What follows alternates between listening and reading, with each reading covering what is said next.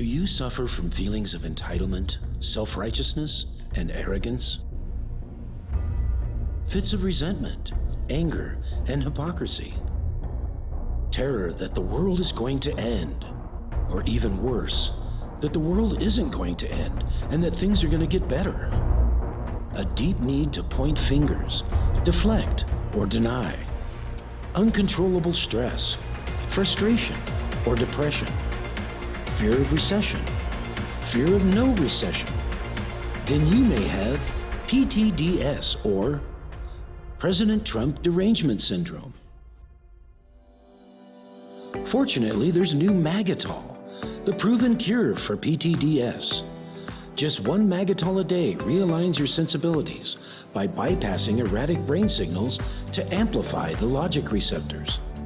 Talk to your Obamacare doctor today to see if MAGAtol is right for you. Recommended dose of reality is at least once daily. Warning snowflakes. Side effects of MAGAtol may include optimism, hope for the future, good feelings about your country, accepting economic prosperity, renewed faith in capitalism, and admitting that things aren't so bad under Trump. If you discover you're allergic to common sense, stop use immediately and contact your doctor. Relax. Breathe. It's MAGAtol, from the makers of Triggerol.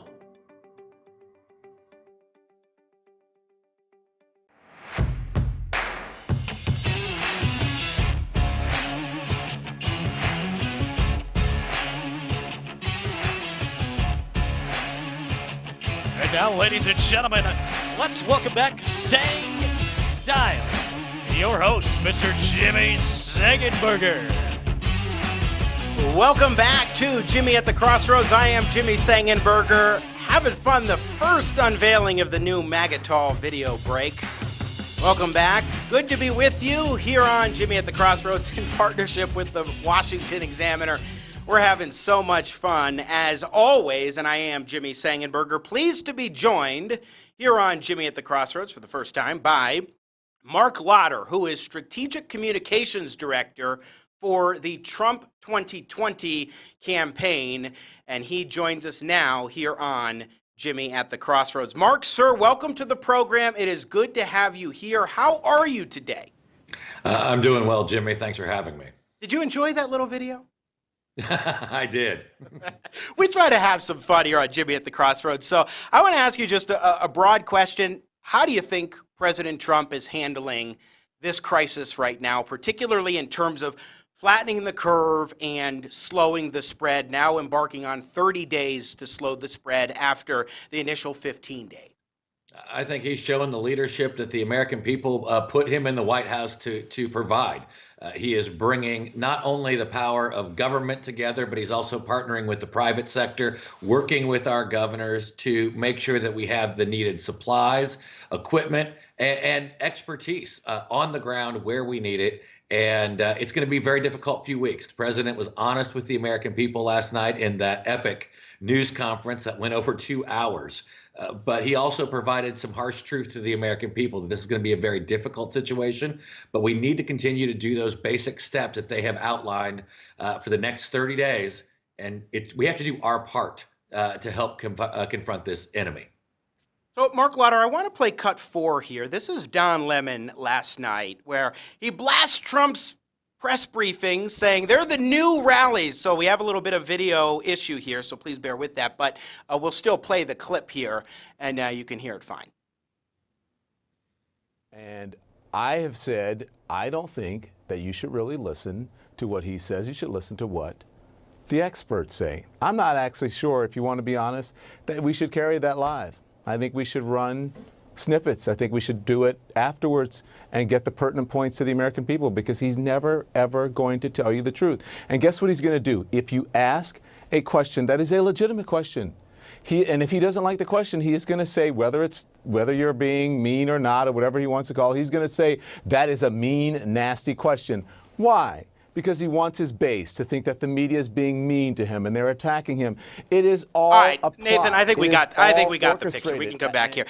Marc Lauder, what do you make of that? We shouldn't carry, so speaking as CNN for a moment, we shouldn't carry the press briefings of the President of the United States on a pandemic that is costing now thousands of American lives because it's the new rally for President Trump.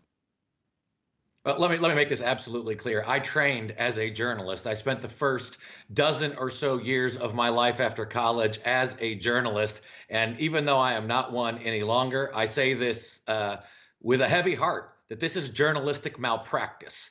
And it is disgraceful. It is showing that that Don Lemon is no journalist. CNN in prime time is not an outlet of journalism. It's an outlet of opinion. And for a organization that wants to call itself a news organization to not take the briefings and the updates provided by the President of the United States, even if you don't like him, even if you didn't listen to him or vote for him, he is providing critical information to the American people. Last night, he talked about how 100 to 220 or so thousand Americans might die because of this and what we need to do. And Lemon can't put aside his Trump derangement syndrome to do his job as a journalist. And CNN should really rethink what they're in the business of doing, or just become the entertainment network, because that's all they're providing right now. Yeah, I think that there's so much truth to what you said, because especially when we're talking right now, when people are deeply concerned.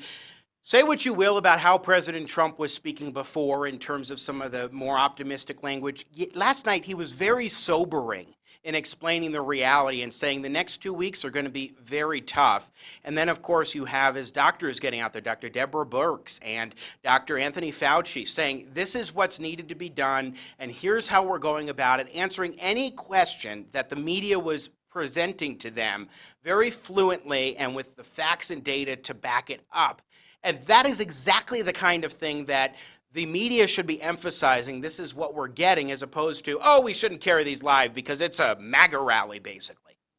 Well, and let's be honest here, too. And Dr. Birx has said this, the thinking at the beginning of this outbreak was that we were dealing with another H1N1 type of virus based on misinformation, lack of data coming out of China. And that was the thinking among many medical professionals, was that we were not looking at something like what we are facing now. So obviously, as we continue to get more information, the president provides that information, but he also makes the decisions that are right for our country based on the current data at hand. And this is no different than the many times that the New York Times and many other mainstream outlets were talking about this, much like they were the flu or some of the other more recent outbreaks that we have had that have not been nearly as catastrophic as this one looks like it could be.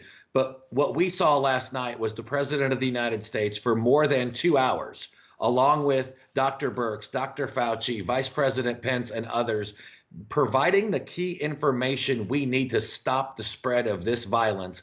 And the fact that CNN is even having these discussions is disgraceful. And at some point, they ought to take news out of their name, at least in prime time, and just list themselves as entertainment television. Because if all they're going to do is provide commentary and no actual news, then that's what they have become.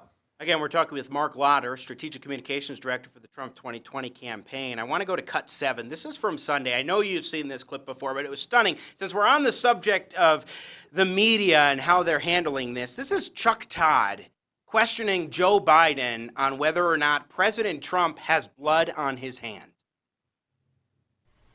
Your campaign put out in a critique of President Trump and says if he doesn't do these things, he could cost lives. Do you think there is blood on the president's hands, considering the slow response? Or is that too harsh of a criticism?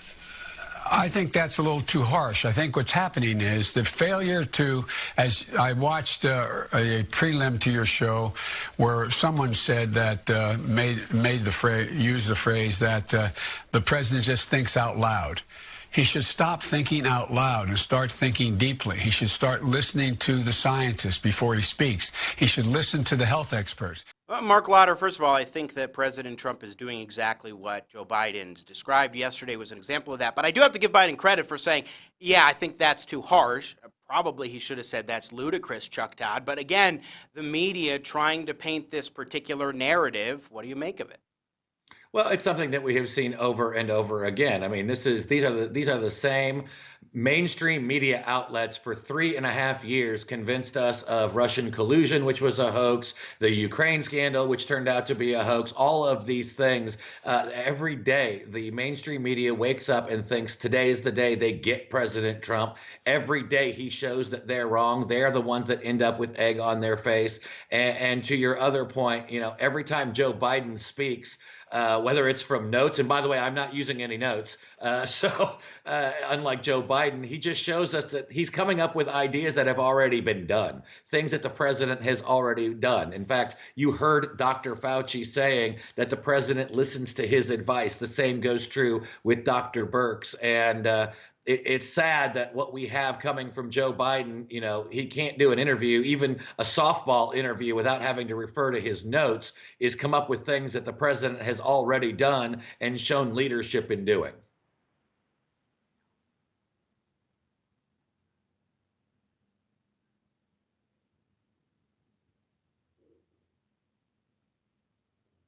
And I feel very sad that there was no recognition, no respect for science right from the start. But again, Willie, I really think that what we have to do is go forward after what we can have, as we would always do, an after-action review about what worked and what didn't work.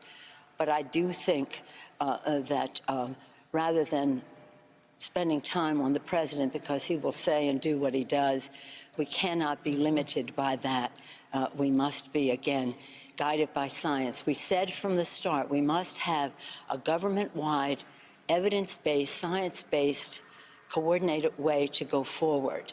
If we had had that from the start, emanating from the White House, and again, I respect Dr. Fauci. I've worshipped him at his shrine for over 30 years, but I just don't know why the scientists did not have more sway much earlier on in terms of the president.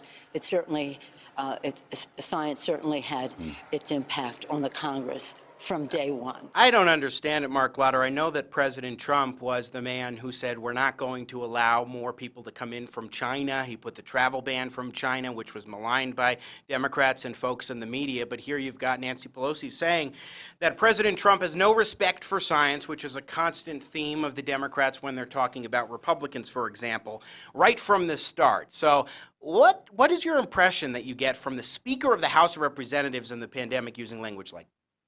I mean, the speaker is beclowning herself once again, because let's not forget that this is the same Speaker of the House who delayed the Phase 3 relief package, which will provide money into the paycheck, into the pockets of the American people through direct payment, providing extended unemployment benefits, providing businesses and small businesses loans to keep people on their payroll. And she held it up for more than a week, trying to put Green New Deal policies into this, trying to put labor union policies into this. I mean, this was a liberal wish list dream. And so for her to stand up and to accuse the president of not acting quickly enough when she was focused on impeachment in January and February, and then held up this relief package for nothing more than liberal politics, it's just a shame. Of course, the mainstream media will let her get away with it, but we as conservatives and this campaign, we will not.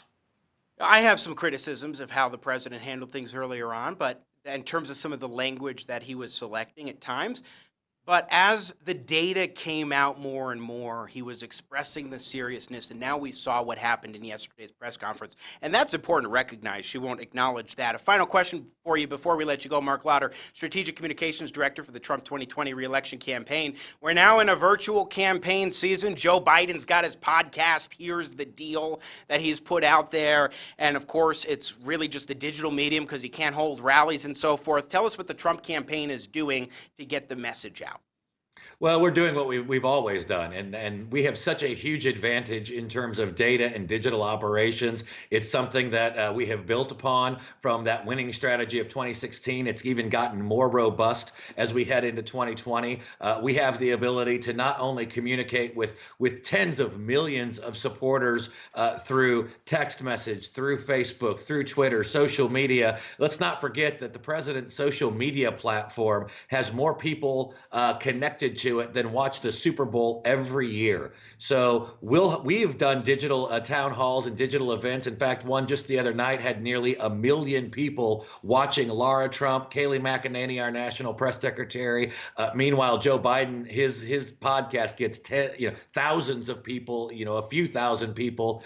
We get nearly 1 million. So we've still got the ability to get the message out there, and we are definitely going to use it. Interesting times in which we live from a campaign historical standpoint. Marc Lauder with the Trump 2020 campaign. Always great to talk with you, sir. Thanks for joining us today. Good to talk to you, Jimmy.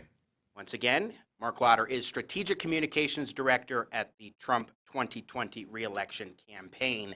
Here on